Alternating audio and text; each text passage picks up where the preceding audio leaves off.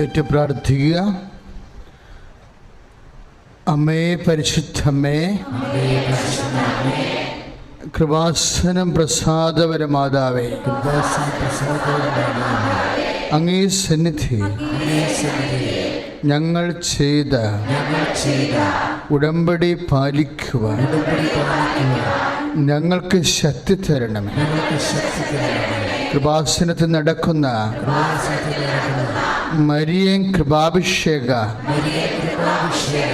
ധ്യാനത്തിൽ പങ്കെടുത്ത് പ്രാർത്ഥിക്കുന്നവരുടെ പ്രാർത്ഥനയോട് ചേർത്ത് എൻ്റെ അപേക്ഷ സാധിച്ചു തരണമേ. സ്തുതിക്കട്ടെ. ഹല്ലേലൂയ.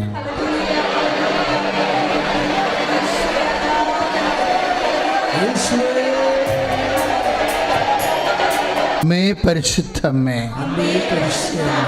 കൃപാസനം പ്രസാദപരമാതാവേ, അങ്ങേ സന്നിധി ഞങ്ങൾ ചെയ്ത ഉടമ്പടി പാലിക്കുവാൻ ഞങ്ങളുടെ കുടുംബത്തിന് ശക്തി തരണമേ. കൃപാസനത്തിലെ തിങ്കളാഴ്ചകളിലെ നടക്കുന്ന എല്ലാ ഉടമ്പടി ധ്യാനങ്ങളിലും പങ്കെടുത്ത് പ്രാർത്ഥിക്കുന്നവരുടെ പ്രാർത്ഥനയോട് ചേർത്ത് എൻ്റെ ആവശ്യം സാധിച്ചു തരണമേ. സ്തുതിക്കട്ടെ. ഹല്ലേലൂയ.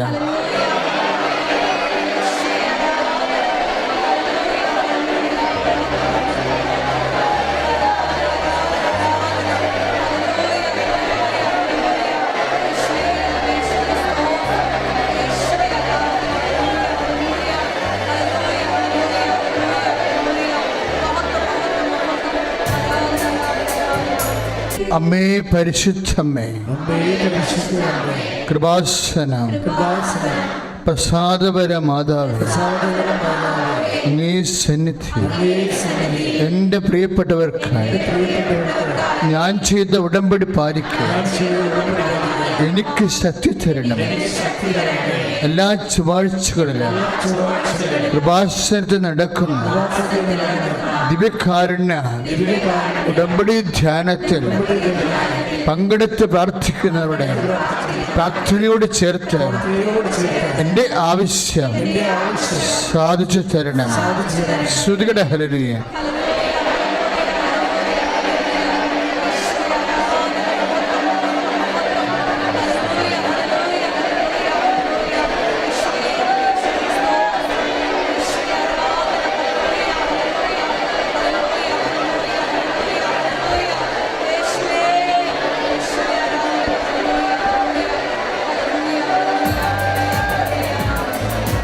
Hallelujah, hallelujah,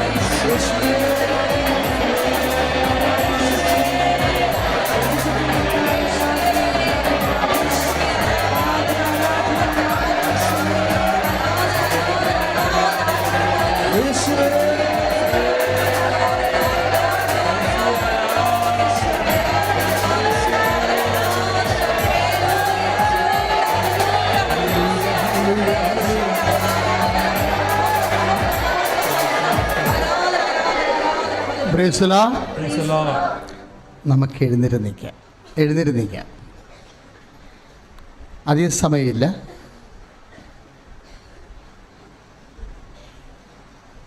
ശ്രുതികട്ടെ. ഹല്ലേലൂയ.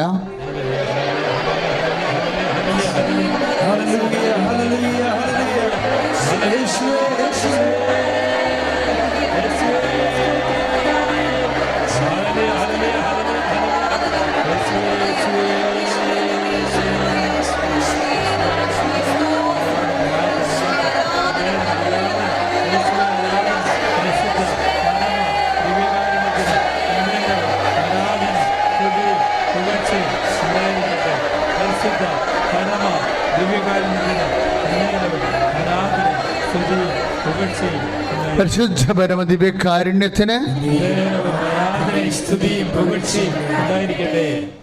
പ്രിയപ്പെട്ടവരെ, നമ്മൾ വലിയ വലിയ സാക്ഷ്യങ്ങൾ കേൾക്കുകയായിരുന്നു. ഇവിടെ തന്നെ നമുക്കിപ്പോഴും സാക്ഷ്യങ്ങൾ എല്ലാവർക്കും പറയാനുള്ള സമയം കിട്ടുന്നില്ല. സെലക്ട് ചെയ്ത സാക്ഷ്യങ്ങൾ തീർച്ചയായിട്ടും പറയിപ്പിക്കാനുള്ള അവസരമുണ്ട്. പക്ഷേ ചില സാക്ഷ്യങ്ങൾ നമ്മൾ പറയിപ്പിച്ചിട്ടില്ലാത്തതിൻ്റെ കാരണം അത് കുറച്ചുകൂടി അടയാളങ്ങൾ നിങ്ങൾക്ക് ലഭിക്കാൻ വേണ്ടി നിങ്ങൾ കൂടുതൽ പ്രാർത്ഥിക്കണമെന്ന് പറയാൻ വേണ്ടിയാണ്. ഇനി നിങ്ങൾക്ക് തന്നെ നിങ്ങളുടെ സാക്ഷ്യങ്ങൾ ആദ്യം, ഇപ്പോൾ ഉടമ്പടി ആകുമ്പോൾ ഒരു 3 സാക്ഷ്യങ്ങളെങ്കിലും നമുക്ക് വേണം. പിന്നെ അല്ലെങ്കിൽ 2 സാക്ഷ്യങ്ങൾ കിട്ടുകയാണെങ്കിൽ അത് കാറ്റഗോറിക്കലായിട്ടുള്ള നിലവാരം, ഉടമ്പടിയുടെ സ്വഭാവം അനുസരിച്ചുള്ള നിലവാരം പുലർത്തുന്ന സാക്ഷ്യങ്ങളായിരിക്കണം. അപ്പം നിങ്ങൾക്ക് പക്ഷേ എപ്പോഴും നമ്മൾ സാക്ഷ്യപ്പെടുത്തുന്നത് ഈ ദൈവത്തെ മഹത്വപ്പെടുത്തി കഴിഞ്ഞാൽ പിന്നെന്താ പറ്റും? വിശ്വാസത്തിൽ വളരും.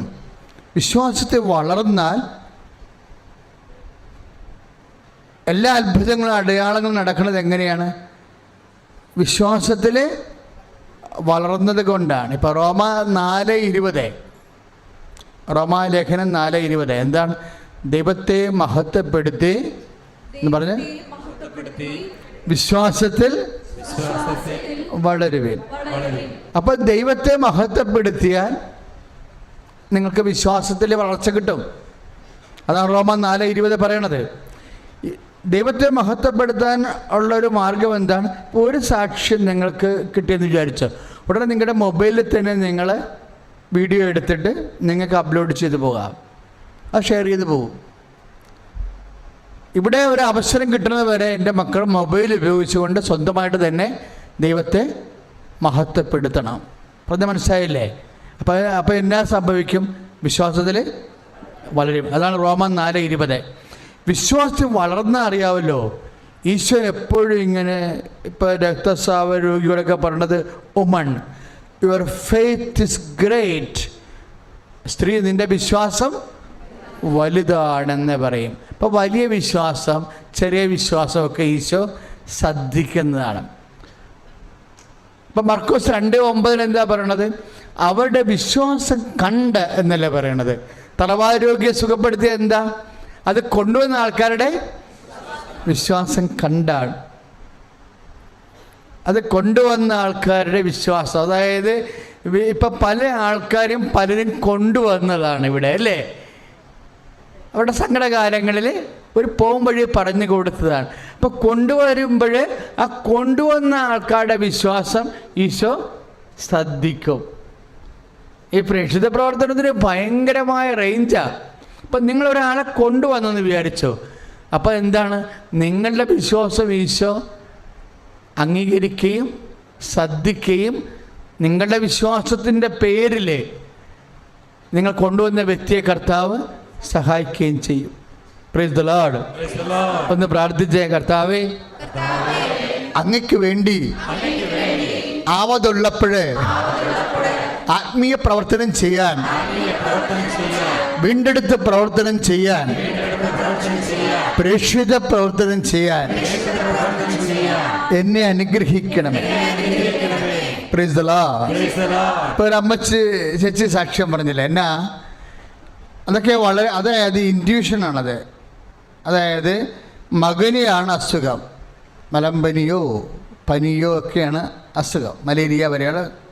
അപ്പം അമ്മ എന്താ ചെയ്യണത്? അമ്മ വീട്ടിൽ മുട്ടിൽ നിന്നിട്ട് അന്യസംസ്ഥാനങ്ങളിലെ മകൻ്റെ നെറ്റിയാണെന്നുള്ള ബോധത്തിൽ സ്വന്തം നെറ്റിയിൽ ഉടമ്പടി തൈലം തേക്കും, അല്ലേ? അതെന്ന് പറയണത് ആ വിശ്വാസത്തിൻ്റെ ഒരു ഇൻറ്റ്യൂഷൻ. അതായത് നമ്മൾ ദൈവത്തിൽ വളർന്നു കഴിയുമ്പോൾ ഈശോ എന്നാ പറഞ്ഞത്? എന്നെ സ്നേഹിക്കുന്നവന് ഞാൻ എന്നെ തന്നെ വെളിപ്പെടുത്തും. 17-ാം അധ്യായമില്ലേ?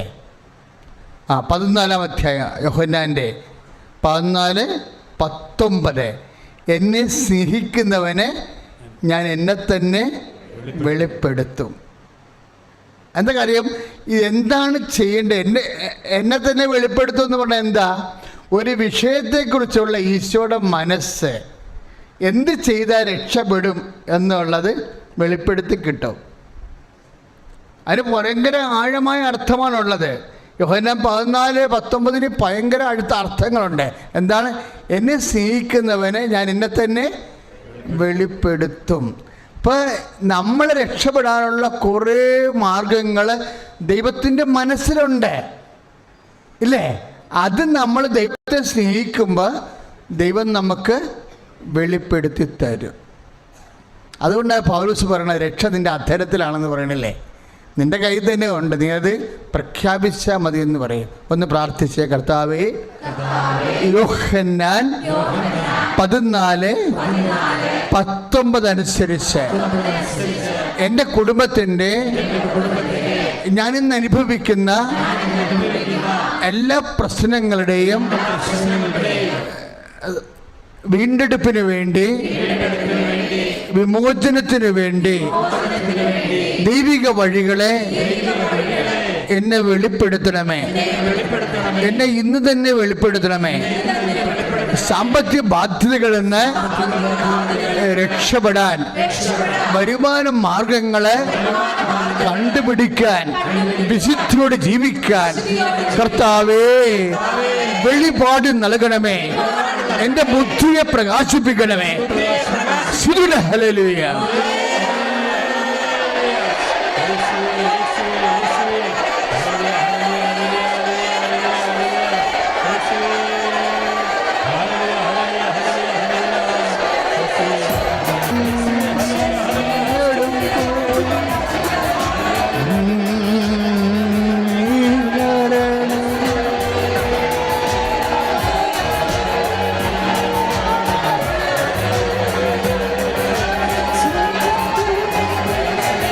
കോടിക്കണക്കിന് മക്കൾ വസിക്കുന്ന ഈ പുണ്യഭൂമിയിൽ ഒരുപാട് മക്കൾ ഉടമ്പടി എടുത്തിട്ടുള്ള ഈ പുണ്യഭൂമിയിൽ അമ്മയുടെ പ്രത്യക്ഷീണത്തിൻ്റെ സാക്ഷിയായി അപ്പാവ് എന്നെ ഉയർത്തിയതിൽ അവിടുന്ന് നൽകിയ അനുഗ്രഹങ്ങളെ സാക്ഷ്യപ്പെടുത്താനാണ് ഞാൻ ഇന്ന് ഈ അൾത്താരയിൽ നിൽക്കുന്നത്. എൻ്റെ പേര് രാഹുൽ. ഞാൻ കൊല്ലത്തുനിന്ന് വരുന്നു. ഞാൻ ഉടമ്പടി എടുത്തത് 27/4/2022 അതിനു മുമ്പ് ആദ്യമായി യേശുവിനെ എൻ്റെ ഭവനത്തിലേക്കും എന്നിലേക്കും സ്വീകരിച്ചത് ആദ്യമായി എങ്ങനെയാണെന്ന് പറയാം. വർഷങ്ങൾക്ക് മുമ്പ്, 10 വർഷത്തിനെങ്കിലും മുമ്പ്, ഒരിക്കൽ എൻ്റെ ചേച്ചി പഠിക്കുന്ന സമയത്ത് ഒരു കൂട്ടുകാരി ചേച്ചിയുടെ കൂട്ടുകാരിക്ക് ഒരു കൊന്ത കിട്ടുകയും അത് അവരെ വീട്ടിൽ കൊണ്ടുപോകാൻ പറ്റാത്തതുകൊണ്ട് അതൊരു പള്ളി കണ്ടപ്പോൾ എടുത്ത് മാറ്റാനായിട്ട് നോക്കുകയും അതെൻ്റെ ചേച്ചി വാങ്ങിക്കുകയും അത് വീട്ടിലേക്ക് കൊണ്ടുവരികയും അന്ന് ആദ്യമായിട്ടാണ് യേശു ഞങ്ങളുടെ ഭവനത്തിലേക്ക് എത്തുകയും ഞങ്ങളത് ഹൃദയപൂർവ്വം സ്വീകരിച്ചുകൊണ്ട് അന്ന് മുതൽ പ്രാർത്ഥിക്കുമ്പം യേശു എന്നൊരു വ്യക്തി മാത്രം ഓക്കെ. കാരണം നമ്മൾ അതിനെക്കുറിച്ച് കൂടുതൽ അറിയത്തില്ല. ഞാനൊരു അക്രൈസ്തവനാണ്. അപ്പം നമ്മൾ വിശ്വാസത്തോടെ പ്രാർത്ഥിക്കുവാൻ എവിടെയെങ്കിലും പോകുമ്പോൾ ഒന്ന് പ്രാർത്ഥിച്ചിട്ട് അതിലൊന്ന് മുട്ടിയിട്ട് പോകുമായിരുന്നു. അങ്ങനെയാണ് യേശുവിനെ ആദ്യമായി ഞങ്ങളുടെ ഭവനത്തിലേക്ക് ഞങ്ങൾ ഓരോ മക്കളുടെ ഹൃദയത്തിലേക്കും ഏറ്റെടുത്തത്. പിന്നീട് യേശുവിനെ ഞാൻ കൂടുതലായിട്ട് യേശു ആരാണെന്ന്, എന്താണെന്നും, എങ്ങനെ പ്രാർത്ഥിക്കണമെന്നും എന്താണെന്നും ഒക്കെ അറിയാൻ തുടങ്ങിയത് ഉടമ്പടി എന്ന മഹാപുണ്യം ഞങ്ങളിലേക്ക് എത്തിയപ്പോഴാണ്. അത് എത്താൻ കാരണം അത് ഞാനൊന്ന് പറയാം എങ്ങനെയാണെന്ന്. എൻ്റെ വീടിൻ്റെ തൊട്ടടുത്തായിട്ട് ഒരു വാടകക്കാർ വരികയും അവരവിടെ അവർ വാടകയ്ക്ക് താമസിക്കുകയും അവർ ഏതാണ്ട് 2 വർഷത്തോളം അവിടെ താമസിക്കാനായിട്ട് വന്ന്. അപ്പോൾ 1.5 വർഷമൊക്കെ ആയപ്പോഴത്തേക്കും അവിടെ താമസമൊക്കെ ആയി സഹകരിക്കുകയൊക്കെ ചെയ്തുകൊണ്ടിരുന്ന സമയത്താണ് ആ വീട്ടിലേക്ക് അവരുടെ അനിയത്തി താമസത്തിന് വരികയും.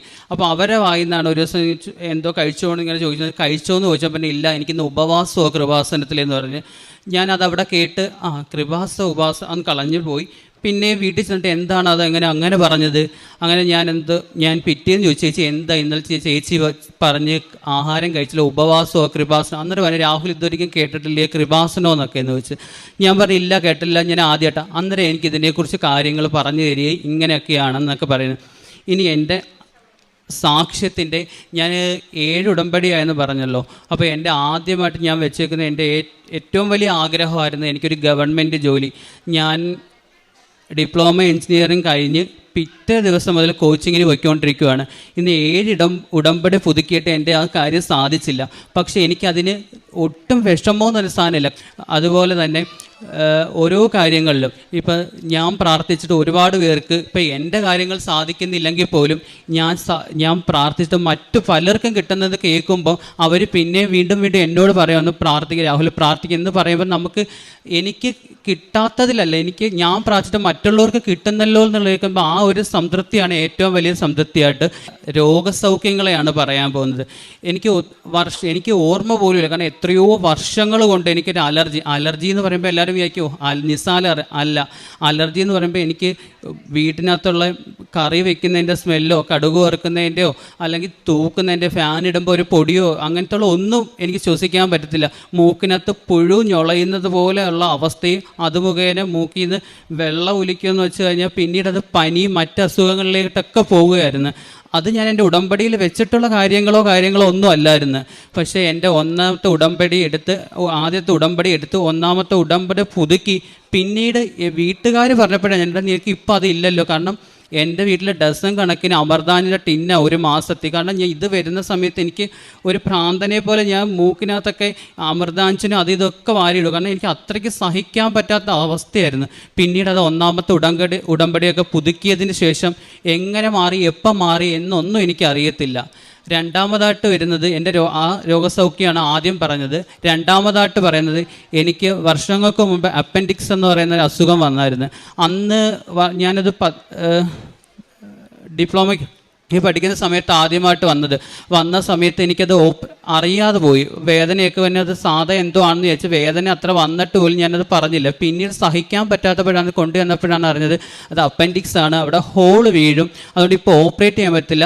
അത് 18 ദിവസം ട്രിപ്പ് മാത്രം ഇട്ടുകൊണ്ട് അങ്ങനെ കിടന്ന് അത് മാറുകയും പിന്നീട് ഇത് വരുവാണെന്നെങ്കിൽ ഇതിന് മുമ്പ് വന്ന് ഓപ്പറേഷൻ ചെയ്യണമെന്ന് പറഞ്ഞു. രണ്ടാമത് വന്ന സമയത്ത് എൻ്റെ എക്സാം സമയത്താണ് അത് വന്നത്. അതുകൊണ്ട് ഞാനതിനെക്കുറിച്ച് അതും ഇതേ കണക്ക് മരുന്നുകൾ കൊണ്ട് മാറുകയും ചെയ്ത് പിന്നീട് ഇപ്പം ഒരു 2 മാസം മുമ്പ് വീണ്ടും എനിക്ക് വേദന വന്ന്. പക്ഷെ ഞാനത് വീട്ടുകാരോട് പറഞ്ഞില്ല. കാരണം ഞാൻ പറഞ്ഞില്ല, ഞാനൊരു വളരെ ട്യൂഷനൊക്കെ എടുത്താൽ പഠിപ്പിക്കുന്നത്. വീട്ടുകാരെ ഇത്ര നാളായിട്ട് വീട്ടുകാർക്ക് എനിക്കൊന്നും കൊടുക്കാൻ പറ്റിയിട്ടില്ല. അതുകൊണ്ട് തന്നെ എനിക്കൊന്നും അവർക്ക് കൊടുക്കാൻ പറ്റിയില്ലല്ലോ, അവരെ കൊണ്ട് ഒന്നും ചിലവാപ്പിക്കാനോ അവർക്ക് ഞാൻ കാരണം ഒരു ദുഃഖം വരുത്തല്ലേ എന്ന് പ്രാർത്ഥിച്ചാണ് ഞാൻ ഓരോ ദിവസവും ജീവിക്കുന്നത്. അതുകൊണ്ട് തന്നെ എനിക്ക് അത് വന്ന സമയത്ത് ഞാൻ പറഞ്ഞില്ല. ബൈബിള് വായിക്കുമ്പോഴും പ്രാർത്ഥിക്കുമ്പോഴും ഒക്കെ കുനിഞ്ഞിരുന്നിട്ട് പിന്നെ എനിക്ക് നീരാൻ പറ്റുന്നില്ല, പകുതി വരെ നീന്നിരുന്നിട്ട് അത് ഞാൻ ആലോചിക്കുമ്പോൾ വീട്ടുകാർ കാണല്ലേ. എന്നിട്ട് ഞാൻ പ്രാർത്ഥിക്കുമ്പോഴും ഒരു തൈലം തിരിച്ച് പ്രാർത്ഥിക്കുമ്പോൾ അങ്ങനെ എനിക്കിത് മാറ്റിത്തരണം, എനിക്ക് വേറെ വഴിയില്ല. ഞാൻ വീട്ടുകാരുടെ അടുത്ത് പറയത്തില്ല, കാരണം എനിക്ക് ഇനി അവരെ ബുദ്ധിമുട്ടിക്കാനോ അവരുടെ വിഷമം കാണും. ഞാൻ പറഞ്ഞാൽ അവർ തീർച്ചയായിട്ടും ചെയ്യും, പക്ഷേ എനിക്ക് ഇനി അവരെ കൊണ്ട് ഒരിക്കലും ബുദ്ധിമുട്ടിക്കാൻ വരുത്തല്ലേ എന്ന് പ്രാർത്ഥിച്ചിട്ട് 2-3 ദിവസം ഞാൻ അത് നല്ലതുപോലെ തൈലം തേച്ച് പ്രാർത്ഥിച്ച് പിന്നീട് ഇപ്പം ഞാൻ ഈ നേരത്തെ പറഞ്ഞ എപ്പോൾ മാറിയെന്നോ എങ്ങനെ മാറിയെന്നോ എനിക്കറിയത്തില്ല. അതാണ് എൻ്റെ രണ്ടാമത്തെ സാക്ഷ്യമായിട്ട് ഞാൻ പറയുന്നത്. അടുത്തതായിട്ട് പറയുന്ന എൻ്റെ മൂന്നാമത്തെ ഞങ്ങളുടെ വീട്ടിലെ കിണറിൻ്റെ അവസ്ഥ. ഏതാണ്ട് 30 വർഷത്തോളം ഞങ്ങളുടെ വീട് വെച്ചിട്ട് അന്ന് തന്നെ അത്രയും പഴക്കമുണ്ട് ഞങ്ങളുടെ കിണറിന്. പക്ഷേ പിന്നീട് എപ്പോഴോ ഒരു സമയത്ത് അത് വെള്ളം പറ്റുന്ന സമയത്ത് കൂടുതൽ കുഴിച്ച സമയത്ത് പിന്നീട് വരുന്ന വെള്ളമെന്ന് വെച്ചാൽ വേനൽക്കാലം ആകുമ്പോഴത്തേക്കും നമ്മൾ കളർ വെള്ളം കലക്കിയതിനേക്കാൾ കഷ്ടമായിട്ടാണ് വരുന്നത്. അതെന്ന് വെച്ചാൽ നമുക്ക് ഉപയോഗിക്കാൻ പറ്റും. അത് ഉപയോഗിക്കണമെങ്കിൽ തലേന്നേ നമ്മൾ പിഴിച്ച് വെച്ച് നമ്മൾ അരിച്ച് വൃത്തിയാകണം, എങ്കിലും മാത്രമേ പറ്റും. പക്ഷേ ആ വെള്ളം കൊണ്ട് നമ്മൾ ചോറ് വെച്ച് കഴിഞ്ഞാൽ വൈകുന്നേരം ആകുമ്പോഴത്തേനും പശയേക്കായി കഷ്ട അവസ്ഥയായി മാറും. അങ്ങനെ ഞാൻ ഇവിടെ ഉടമ്പടി എടുത്ത സമയത്ത് ഉടമ്പടിയൊക്കെ വെച്ച സമയത്ത് അന്നേരവും ഞാൻ അതൊന്നും വെച്ചിട്ടില്ല. കാരണം എനിക്ക് വേറെയും വലിയ വലിയ കാര്യങ്ങളാണല്ലോ എന്ന് വെച്ചാൽ അതൊക്കെ വെച്ചത്. പക്ഷേ ഞാൻ വെച്ച കാര്യങ്ങളേക്കായി കൂടുതൽ ബാക്കിയുള്ള കാര്യങ്ങൾ എനിക്ക് സാധിച്ചു തന്നെ. ഈ 2 വർഷം കൊണ്ട് ഞാൻ ഉപ്പ് ഇവിടുന്ന് കൊണ്ടുവന്നത് വിശ്വാസ പ്രമാണം ചൊല്ലി പ്രാർത്ഥിച്ച് ഇടും, ഞങ്ങൾക്ക് വേറെ വഴിയില്ല എന്ന് പറഞ്ഞ്.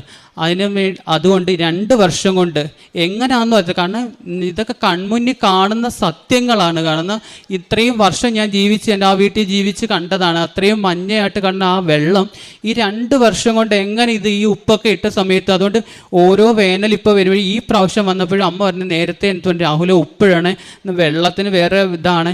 ഇപ്രാവശ്യം അതുപോലെ തന്നെ സംഭവിച്ചു. ഇതൊക്കെ കാണുമ്പോൾ അതാണ് നമ്മുടെ സത്യം എന്ന് മനസ്സിലാക്കുന്നത്, കൂടെ ഉണ്ടല്ലോ എന്ന് മനസ്സിലാക്കുന്നത്. അടുത്തതായിട്ട് പറയാൻ വരുന്നത് എൻ്റെ അമ്മൂമ്മയുടെ ഒരു രോഗസൗഖ്യത്തെക്കുറിച്ചാണ് പറയാൻ വരുന്നത്. അമ്മൂമ്മ മാമൻ്റെ വീട്ടിലാണ് താമസിച്ചുകൊണ്ടിരുന്നത്. പെട്ടെന്ന് ഒരു ദിവസം വിളിച്ചിട്ട് പറയുന്നു, ഇങ്ങനെ മോശം പോന്ന്, വേദന, വയറൊക്കെ വീങ്ങിയിരിക്കുന്നു എന്നൊക്കെ പറഞ്ഞ് അടുത്തുള്ള ഹോസ്പിറ്റലിൽ കൊണ്ടുപോയി. പിന്നെ ഗ്യാസിൻ്റെ അവസ്ഥ എന്നൊക്കെ പറഞ്ഞ് കൊണ്ടുപോയി തിരിച്ചു കൊണ്ടുവന്ന് മാറുന്നില്ല. പിന്നീട് അവിടെ നമ്മൾ ഇത്രയൊരു വലിയൊരു ഹോസ്പിറ്റലിൽ അവിടെ കൊണ്ടുവന്നപ്പോൾ അവർ പറഞ്ഞ് ഇത് അമ്മൂമ്മയ്ക്ക് നട്ടെല്ലിന് കംപ്ലൈൻ്റാണ്, അകന്നിരിക്കുവാണ്, പ്രായമായതുകൊണ്ട് തന്നെ മറ്റൊന്നും ചെയ്യാൻ സാധിക്കില്ല, പകരം നിങ്ങൾ കംപ്ലീറ്റ് ബെഡ് റെസ്റ്റ് 45 ദിവസം നന്നായിട്ട് ബെഡ് റെസ്റ്റ് എടുക്കണം. ബെഡ് റെസ്റ്റ് എടുക്കുന്നതിനകത്തിരിക്കുവാണ് കാര്യം. കാരണം ഈ 45 ദിവസം കംപ്ലീറ്റ് ബെഡ് റെസ്റ്റ് എടുത്തില്ല എന്നുണ്ടെങ്കിൽ വീണ്ടും ആ ദിവസങ്ങൾ കൂടുമെന്ന് പറഞ്ഞ് നമ്മൾ വീട്ടിൽ കൊണ്ടുവരാൻ. അപ്പോൾ എല്ലാവരും മക്കൾ ഹോം നേഴ്സിന് വെക്കുന്ന കാര്യം പിന്നെ അമ്മ ഒരു മോളും ബാക്കി 2 ആങ്ങളമാരും ഞങ്ങൾ തീരുമാനിച്ചു നമ്മുടെ കടമയെ അത് ചെയ്യേണ്ടത്, വീട്ടിൽ കൊണ്ടുവരാൻ തീരുമാനിച്ച്. അമ്മ പറഞ്ഞ് ഞാൻ നോക്കാം. അപ്പം എനിക്കതാണ് പറയുന്നത്, ഞാൻ അമ്മയുടെ തന്നെ അമ്മേ അങ്ങനല്ല, ദൈവം എനിക്ക് തന്നൊരു അവസ്ഥയാണ്, ഒരു അവസ്ഥയല്ല, ദൈവം എനിക്ക് തന്നൊരു കാര്യമാണ്. ഞാൻ ഉടമ്പടി എടുത്തിട്ട് ഈ ഓരോ കാര്യങ്ങൾ പുറത്തു പോയി ചെയ്യുന്നതിനേക്കാൾ വീട്ടിലുള്ളത് ആദ്യം ചെയ്ത് തീർക്കാതെ എങ്ങനെ ഞാൻ പുറത്തു പോയി ചെയ്ത് എനിക്ക് എന്ത് പുണ്യമോ കിട്ടുന്നത്. ഞാൻ അമ്മയ്ക്ക് അന്നൊരു ബുദ്ധിമുട്ടായിരുന്നു, സ്ത്രീ ആയതുകൊണ്ട് അമ്മൂമ്മ ഞാൻ പറഞ്ഞ അങ്ങനെയൊന്നുമല്ല, നാളെ അമ്മയ്ക്ക് വന്നാൽ ഞാൻ ചെയ്യണ്ടായോ, അമ്മൂമ്മയ്ക്കും അതൊരു വല്ലാത്തൊരവസ്ഥയാണ്. ഞാൻ കൊച്ചുമോനായ അമ്മൂമ്മ ഞാൻ പറഞ്ഞ അമ്മ അങ്ങനെയൊന്നുമല്ല, എൻ്റെ അമ്മയ്ക്ക് വന്നാൽ ഞാൻ ചെയ്യണം, ഇതൊക്കെ എനിക്ക് സന്തോഷപൂർവ്വം ഇത് ചെയ്യുന്നതെന്ന് പറഞ്ഞ് അമ്മൂമ്മയെ വീട്ടിലേക്ക് കൊണ്ടുവന്ന് അമ്മൂമ്മയുടെ എല്ലാ കാര്യങ്ങളും അപ്പോഴത്തേക്ക് അമ്മൂമ്മയ്ക്ക് യൂറിൻ ട്യൂബ് ഇട്ട്, യൂറിൻ ബാഗ് ഇട്ട്, അമ്മയുടെ മോഷനെല്ലാം ഞാൻ തന്നെ എടുക്കുന്നത്, ക്ലീൻ ചെയ്യുന്നത്, എല്ലാം ചെയ്യുന്നത് സന്തോഷപൂർവ്വം എനിക്ക് ചെയ്യും. കാരണം എനിക്ക് അതിനകത്ത് അറപ്പോ വെറുപ്പോ ഒന്നും, കാരണം അതാണ് ആ കർത്താവ് എനിക്ക് തന്നെ ഒരു ശക്തിയും സ്നേഹവും അതാണ്. അപ്പോഴത്തേക്ക് ഞാനത് ചെയ്തുകൊണ്ടിരിക്കുന്നു. 45 ദിവസം വേണമെന്ന് പറയുന്നു, അത്രയും കംപ്ലീറ്റ് എല്ലാം വൃത്തിയായിട്ട് ചെയ്തുകൊണ്ടിരിക്കുന്നു. അമ്മയുടെ കൂടെ നിൽക്കുന്നു, ക്ലാസ്സിന് പോവാതെ നിന്ന് തന്നെ ചെയ്യുന്ന കാര്യങ്ങളെല്ലാം ചെയ്തുകൊണ്ടിരിക്കുന്നു. പെട്ടെന്ന് 10ാമത്തെ ദിവസം മോശം പോകണമെന്ന് പറയുന്നു. ഞാനെല്ലാം ചെയ്തു വെച്ചിട്ട് പുറത്തിറങ്ങി. അമ്മൂമ്മ എന്നെ വിളിക്കുന്നു. കഴിഞ്ഞതിന് ശേഷം ചെന്ന് കാണുമ്പോൾ കാണുന്നത് മോഷന് പകരം വന്ന് തളം കെട്ടിക്കിടക്കുന്ന ബ്ലഡാണ് കാണുന്നത്. ആദ്യമായിട്ട് കണ്ട് നമുക്കൊരു പേടിയും വെപ്രാളവും. വീണ്ടും പോകണമെന്ന് പറഞ്ഞ് വീണ്ടും മോഷന് വരും, ബ്ലഡ് വരുന്നു. ഹോസ്പിറ്റലിൽ കൊണ്ടുപോകാനായിട്ട് ആദ്യം കാണിച്ച ഹോസ്പിറ്റലിൽ കൊണ്ടുപോകുമ്പോൾ അവിടെ പറയുന്നത് ഇത് ഉള്ളിൽ നിന്ന് എവിടെയോ, ആദ്യത്തെ പരിശോധന അവർ പറഞ്ഞു ഇത് ഉള്ളിൽ നിന്ന് എവിടുന്നോ വരുന്നത് ഞങ്ങൾക്ക് അറിയത്തില്ല, ഇത് നല്ല ചികിത്സയ്ക്ക് എവിടെയും കൊണ്ടുപോകണം, കാരണം എൻഡോസ്കോപ്പി ഉള്ള ഹോസ്പിറ്റലിൽ കൊണ്ടുപോകണം, കാരണം ഇത് എവിടുന്നോ വരുന്നത് എന്തോ ആണ്. കാരണം എൻ്റെ അടുത്ത് ഞാൻ ആ അമ്മൂമ്മയെ നോക്കുന്നതുകൊണ്ട് എൻ്റെ അടുത്ത് ചോദിക്കുന്നത് മോഷൻ അല്ല ബ്ലഡ് വന്നതിനകത്ത് മാംസത്തിൻ്റെ അംശം വല്ലതും ഉണ്ടോ, വേറെയൊക്കെ ഉണ്ടോ എന്ന്. എനിക്കിതൊന്നും പറയാൻ പറ്റാത്ത അവസ്ഥ. ഞാൻ എന്തൊക്കെയോ പറയുന്നു. അവനെ എൻഡോസ്കോപ്പിയുള്ള ഹോസ്പിറ്റലിൽ കൊണ്ടുപോകണമെന്ന് പറഞ്ഞ് അവിടെ കൊണ്ടുചെല്ലുന്നു. അവിടുന്ന് ഇതൊക്കെ പറയുന്നത് എൻഡോസ്കോപ്പി ചെയ്യാൻ പറയുന്നത്. എൻഡോസ്കോപ്പി ഒന്ന് ചെയ്ത് പ്രത്യേകിച്ചൊന്നും പറഞ്ഞില്ല. രണ്ടാമത്തെ എൻഡോസ്കോപ്പി ചെയ്തെന്ന് പറഞ്ഞ് അമ്മയ്ക്ക് പ്രത്യേകിച്ച് ഒരസുഖങ്ങളും ഇല്ല. പ്രായമായ ചില സ്ത്രീകൾക്ക് കുടലിൻ്റെ ഭാഗത്ത് ചില തടുപ്പ് പോലെ വരും, അത് പൊട്ടുമ്പോൾ ആ പൊട്ടുന്ന ബ്ലഡാണ് ഈ പോകുന്നത്, അല്ലാതെ പേടിക്കാനുള്ള ഒന്നുമില്ലെന്ന് പറയുന്നു. അപ്പോൾ ആദ്യത്തെ ഹോസ്പിറ്റലിൽ കൊണ്ടുവന്നപ്പോൾ അവർ ട്യൂബും കാര്യങ്ങളും എല്ലാം ഇട്ടിരുന്നതായിരുന്നു. ട്യൂബ് ഇട്ടേന്നൊക്കെ ചോദിക്കുകയും കാര്യങ്ങളും ഒക്കെ ചോദിക്കുന്നത്. അപ്പം ഞാൻ ഇങ്ങനെ പറഞ്ഞു ആദ്യത്തെ ഹോസ്പിറ്റലിൽ ഇങ്ങനെ കാര്യങ്ങളൊക്കെ പറഞ്ഞായിരുന്നു, ഇങ്ങനെ നട്ടലിന് ഇങ്ങനെ ജോയിൻസിനകത്ത് അകൽച്ച ഉണ്ടെന്നൊക്കെ പറയുകയൊക്കെ ചെയ്യുന്നത്. അതിനു മുമ്പ് തന്നെ വേറൊരു കാര്യം പറഞ്ഞാൽ അമ്മമ്മ ഇവിടെ കൊണ്ടുവന്ന് നമ്മൾ കിടത്തി ചികിത്സിക്കുന്ന സമയത്തിന് എല്ലാ ദിവസവും തൈലം പുരട്ടിയും ഉപ്പിട്ട് അമ്മമ്മയ്ക്ക് വെള്ളം കൊടുക്കുകയും പ്രാർത്ഥിക്കുകയും. ഞാൻ ബൈബിൾ വായിക്കുന്ന സമയത്ത് അമ്മമ്മയുടെ അടുത്ത് നിന്ന് ബൈബിൾ വായിക്കുകയും, അല്ലെങ്കിൽ ഫ്രണ്ടിലാണെങ്കിൽ തന്നെ ഉറക്ക ബൈബിൾ വായിക്കുക, അമ്മയ്ക്ക് കേൾക്കത്ത രീതിയിലൊക്കെ ചെയ്തിട്ടാണ്. അപ്പോൾ അമ്മയ്ക്ക് ബ്ലഡ് വന്നി കൊണ്ടുപോകുന്ന സമയത്ത് ഞാൻ അമ്മമ്മയ്ക്ക് തൈലവും കാര്യങ്ങളും എല്ലാം പുരട്ടി കൊടുത്ത് ഒന്നും വരുത്തല്ലേ എന്ന് പറഞ്ഞു. കാരണം ഞാൻ നോക്കിയ അമ്മമ്മയെ, അപ്പോൾ വേറൊന്നും വരുത്തല്ലേ എന്ന് പറഞ്ഞിട്ടാണ് ഞാൻ വിടുന്നത്. അപ്പോൾ അവിടെ ചെന്ന് ഹോസ്പിറ്റലിൽ പോയി ഒന്നുമില്ല. അതുപോലെ തന്നെ ആദ്യ ഹോസ്പിറ്റലിൽ യൂറിൻ ബാഗും ട്യൂബെല്ലാം ഇട്ടു. അപ്പോൾ അവർ ചോദിക്കുന്നത് എന്തിനാ, രണ്ടാമത്തെ ഹോസ്പിറ്റലിൽ കൊണ്ടുവന്നപ്പോൾ ചോദിക്കുന്നത് എന്തിനാ ഈ യൂറിൻ ബാഗൊക്കെ ഇട്ടേക്കുന്നത്, അമ്മമ്മയ്ക്ക് വേറെ വല്ല പ്രശ്നമുണ്ട്. അപ്പോൾ ഞാൻ അങ്ങനെ പറഞ്ഞു ആദ്യ ഹോസ്പിറ്റലിൽ ചെന്നപ്പം ഇങ്ങനെ നട്ടലിന് കംപ്ലയിൻ്റ് ഉണ്ട്, അതുകൊണ്ട് അനങ്ങലിൽ 45 ദിവസം കിടക്കണം. അപ്പോൾ അവർ പറഞ്ഞു ഒരിക്കലും ഇങ്ങനെ കിടക്കത്തില്ല, നട്ടലിന് കംപ്ലയിൻ്റ് ഉള്ളൊരു വ്യക്തിയാണെങ്കിൽ വേദനയും കാര്യങ്ങളും ഒക്കെ ആയിട്ട് അവർക്ക് ഇരിക്കാനോ കിടക്കാനോ ഒന്നും പറ്റില്ല, കെട്ടിയെല്ലാം വെക്കുമെന്ന് പറഞ്ഞ്. അവർ പറഞ്ഞു ഇവിടെ ചെയ്യണമെന്ന് നോക്കണം, എക്സ്റേ എടുത്ത്. അപ്പം ഇതാരാ പറഞ്ഞു ഒരു കുഴപ്പമില്ല. അങ്ങനെ ട്യൂബും എല്ലാം എടുത്ത് കിടന്നുപോയ അമ്മൂമ്മ അന്ന് എണീച്ച് 12ാമത്തെ ദിവസം തിരിച്ച് നടന്ന് വീട്ടിൽ വന്ന് ഇന്നും പയറുപോലെ നിന്ന് അവനവൻ്റെ കാര്യങ്ങൾ ചെയ്ത് സന്തോഷത്തോടെ ജീവിക്കുന്നു. അതാണ് എൻ്റെ അടുത്ത സാക്ഷ്യങ്ങൾ പറയുന്നത്.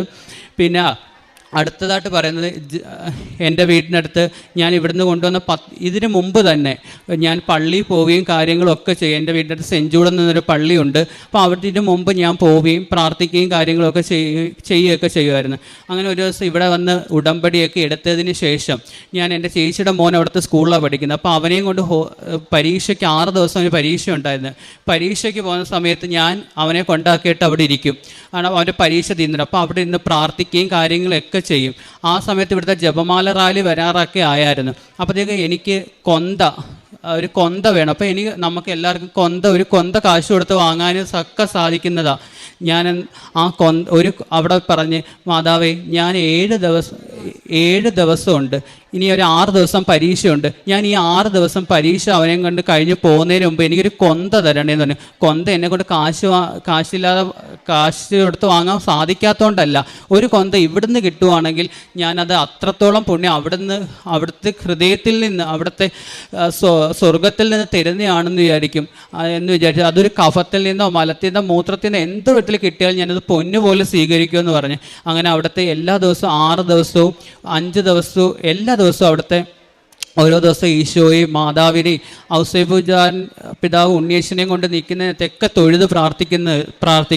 5-ാമത്തെ ദിവസമായപ്പം ഞാൻ നോക്കാൻ നേരത്തു ഒരു കൃപാസന പത്രം ഇവിടെ കിടക്കുന്ന പടിയിൽ കിടക്കും. ഞാനത് എടുത്തിട്ട് പറഞ്ഞ് അവനെ 6 ദിവസം പറഞ്ഞ് എന്തോ എനിക്ക് സംഭവിക്കാൻ, ഇതുമായിട്ട് ബന്ധപ്പെട്ട് എന്തോ സംഭവിക്കാൻ പോകണം, അതിനു മുമ്പുള്ള ഒരു അടയാളമാണല്ലോ പത്രം എന്ന് പറഞ്ഞ്. ഇനി ഒരു ദിവസവും കൂടെ ഉള്ള 6 ദിവസം. പിറ്റേ ദിവസം ഞാൻ ചെന്ന് അതേ കണക്ക് പ്രാർത്ഥിച്ചു. ഈശോയെ പ്രാർത്ഥിച്ച് മാതാവിനെ പ്രാർത്ഥിച്ച് ഉണ്ണിയേശുവിൻ്റെ ഔസേപ്പിൻ്റെ പിതാവിൻ്റെയും ചെന്നപ്പം ഉണ്ണിയേശുവിൻ്റെ കഴുത്തിൽ ഒരു കൊന്ത കിടക്കുന്നു.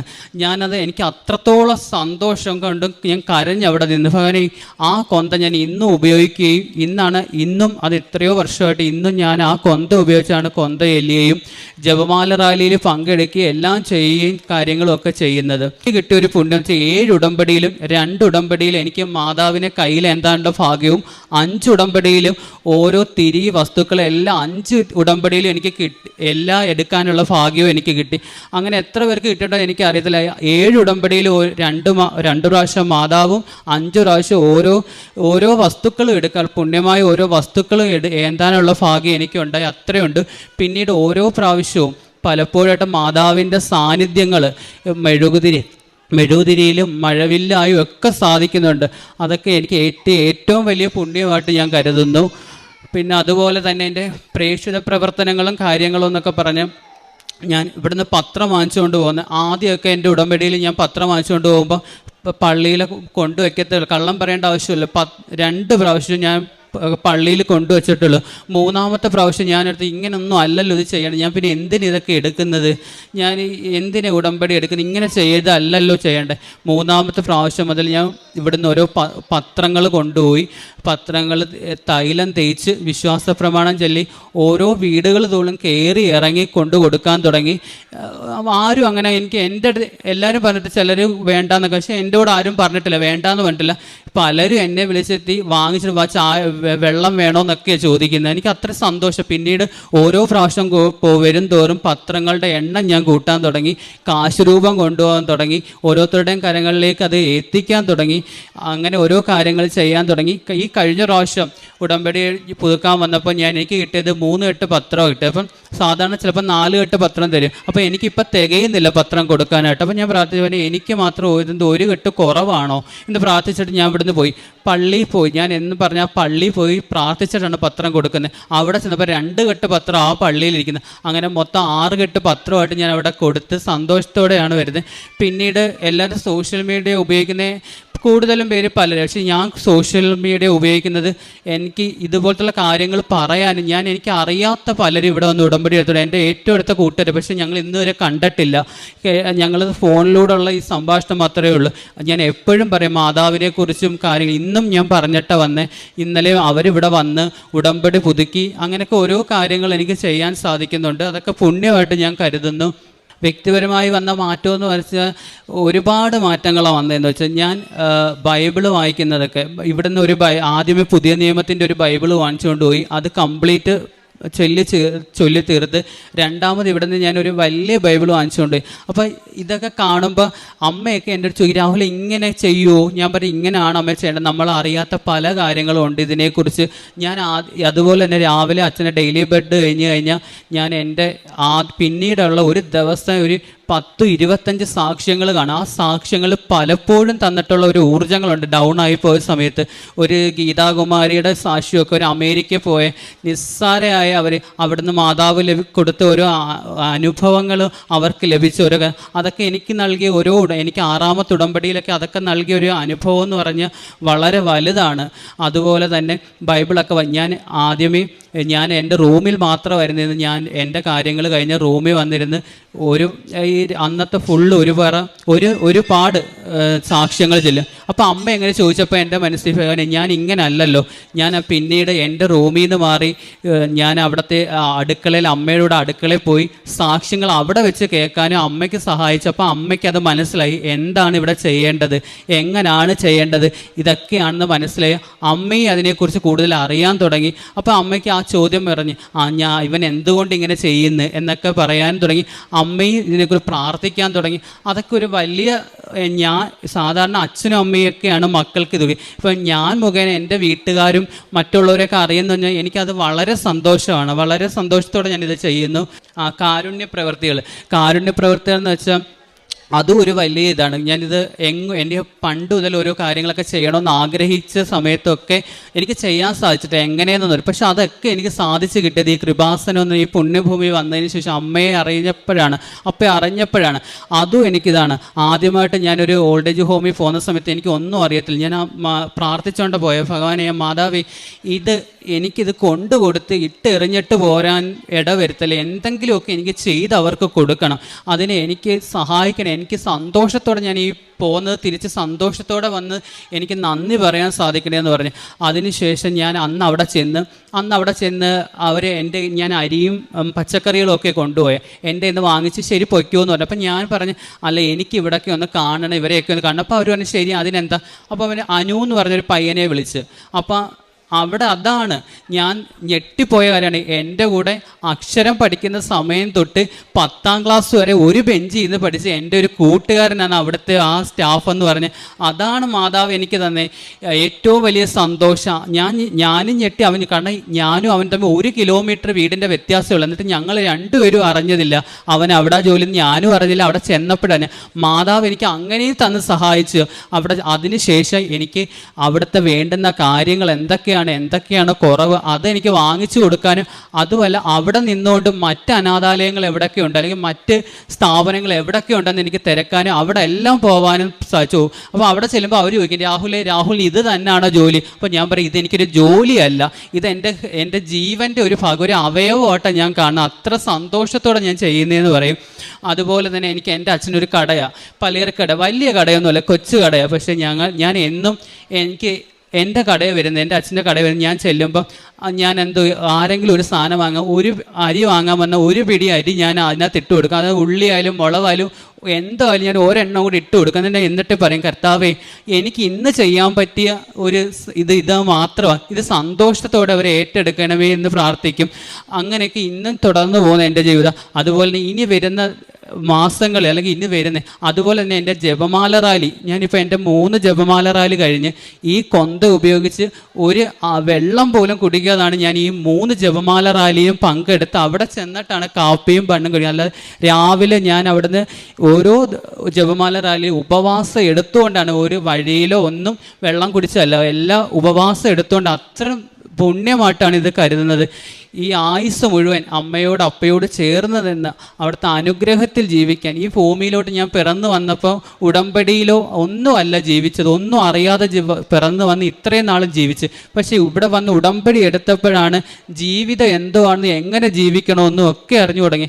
ഇനി ഈ ഭൂമിയിൽ ഞാൻ ഏറ്റവും പ്രാർത്ഥിക്കുന്നതാ, ഈ ജീവനുള്ളിടത്തോളം കാലം ഉടമ്പടിയിൽ സത്യസന്ധമായി നിന്നുകൊണ്ട് എൻ്റെ കാര്യങ്ങളെക്കാൾ കൂടുതലും മറ്റുള്ളവർക്ക് ചെയ്ത് ഓരോ ദിവസവും ഓരോ മക്കളുടെ കരങ്ങളിലേക്ക് എൻ്റെ അപ്പയെ എനിക്ക് പറഞ്ഞും പകർന്നും കൊടുക്കാൻ സാധിക്കണേ എന്ന് പ്രാർത്ഥിച്ചുകൊണ്ട് എല്ലാ നന്ദിയും പറഞ്ഞ് ഇനിയും ഞാൻ ഒരുപാട് സാക്ഷ്യങ്ങളോട്ട് ഇവിടെ വരുമെന്ന് ഉത്തമ ബോധ്യമുണ്ട്.